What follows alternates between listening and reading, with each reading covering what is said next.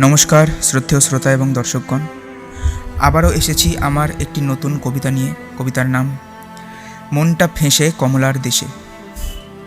এখন কমলা বলতে আমি কমলা লেবুর কথা বলছি, নাকি কমলা রঙের কথা বলছি, নাকি কমলা নামের কোনো মেয়ের কথা বলছি যে হয়তো বা আমার প্রেমিকা। যাই হোক, কবিতাটা শুনতে থাকুন, বুঝতে পারবেন। তো চলুন শুরু করা যাক। খাসা সুধান মান্না দে, কে তুমি তন্দ্রা হরণী? কারণ উত্তর আজও অধরা। তুমি যে বহুগুণ ধারিণী, জানি না বেঁধেছ আমায় কি যে এক অজানা মায়াতে। জানি না বেঁধেছ আমায় কি যে অজানা মায়াতে। সকল দেবদেবী যেন ওই সামান্য এক কায়াতে। দুর্বোধ্য সেই নেপালি যেন তোমার গলায়, দুর্বোধ্য সেই নেপালি যেন তোমার ওই গলায় মধুর। লজ্জায় কমলা লেবুদের দল ওই যে ফুটেছে সুদূর। টাটকা ওই চায়েরই মতন মেজাজ তোমার পট্ট করা। জমানো ঠান্ডা হাওয়ার ঝাপটা, রাতে চুপি চুপি তোমার সারা। পাহাড় প্রমাণ পরপর কাজ, দোকান খুলে সাত সকালে। খদ্দের সামলে এক ফাঁকেতে ঝুড়ি পিঠে চা তুলতে ছুটলে। অদৃশ্য তোমার দড়ির টানে ভালোই হাঁপিয়ে উঠছি আমি। ঢালে গড়ানো তোমার হাসিটা ক্লান্তির কাছে অনেক দামি। বেলা শুরুতে নিখোঁজ তুমি। কাকিমা বলেন কলেজ গেছো। জানি লেবুতে, চায়েতে, ঝাউয়েতে শুধু যেন তুমি মিশে আছো। কিছু ট্যুর প্ল্যান পণ্ড করে হঠাৎ বৃষ্টি আসে চেপে। ওই যে আসছো আমাকে এতটা রসিয়ে, কাঁচা রাস্তায় পা মেপে মেপে। শীতকাতুরে টুরিস্টরা সব হোমস্টেতে লেপ মুড়িয়ে। বাইরে বাইরে বেঞ্চে যুবক যুবতী শক্তভাবে বিরহ বেদনায় জড়িয়ে। সাহস হয়নি রে বলতে পাগলি, ওস্তমেরও মুট্টু সানি।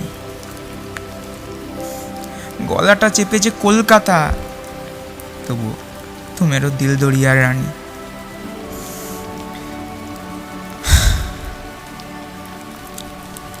ছল ছলে তোর চোখের জলে দেখি যে আমি ব্যর্থ নিজেকে। অসীমে সবুজ স্নিগ্ধ বাতাস পারবো না যে দিতে তোকে। আরে বাবা, মহিনের ঘোড়াগুলি তো ঠিক। উষ্ণতম দিন, রেস্তোরাঁর নিয়ন আলো, ডিজেলের আওয়াজ কেড়েছে ঘুম। SPM এর প্যাসিভ স্মোকে ফুসফুসে চরম কালো। না না না, তোর ওই চোখের জল, তোর মন তোর পাহাড়ের মতো স্বচ্ছ। সেক্টর 5-এ জমা বৃষ্টির খোলা জল আর দুর্নিবার ক্যাকোফোনিতে আমার গলায় আর্তনাদ আর তোর নাম তুচ্ছ। ওই আওয়াজ ওই গ্লাস ফ্যাসেরে আটকে বুমেরাং বিদ্রুপ হয়ে আমার কাছে। আর তোর সুরে আমার নাম চা বাগিচার ঢাল বেয়ে মিলিয়ে যায়। পাইন অরণ্যে, ঘন পাইন বনে, প্রকৃতির কাছে। তোর আওয়াজকে রক্ষা করে অদৃশ্য ময়ূরের ডাক আর কুয়াশা, যাতে ছুঁতে না পারে খিঞ্জি দার্জিলিংয়ের ধোঁয়াশা। শেষ কি অনিশ্চয়তার চুম্বন ওরে দুই সনাতনীর নির্বাক ইশারা। পরমাত্মায় বিলীন। পারবে কি জুড়তে নিষ্পাপ এ দুই মনের আশারা?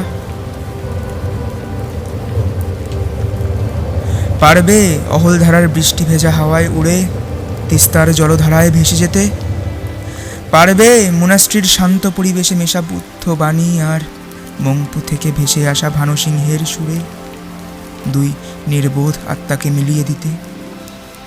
ভেবো না, ভেবো না অফিসের নিচে, ভেবো না অফিসের নিচে ফুটপাতের চায়ের প্রতিটা চুমুকে তুমি। ভেবো না, ভেবো না অফিসের নিচে ফুটপাতের চায়ের প্রতিটা চুমুকে তুমি। জিও 4G পৌঁছয় না, গুগলও জানতে পারবে না কোন গোপন কথায় তুমি আর আমি। কাঞ্চনজঙ্ঘা বা কাঞ্চনজঙ্ঘার মেঘভেদী প্রতিফলনে ভোরের টাইগার হিলের ফ্রেমে তুমি আর আমি।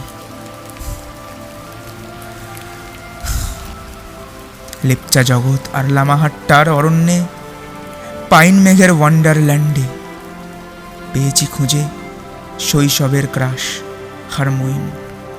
কারণ কলকাতাবাসী পাহাড় প্রেমীর মনে সিটংয়ের ভূমিকন্যা তুমি, এক জলজ্যান্ত লড়াকু হিরোইন।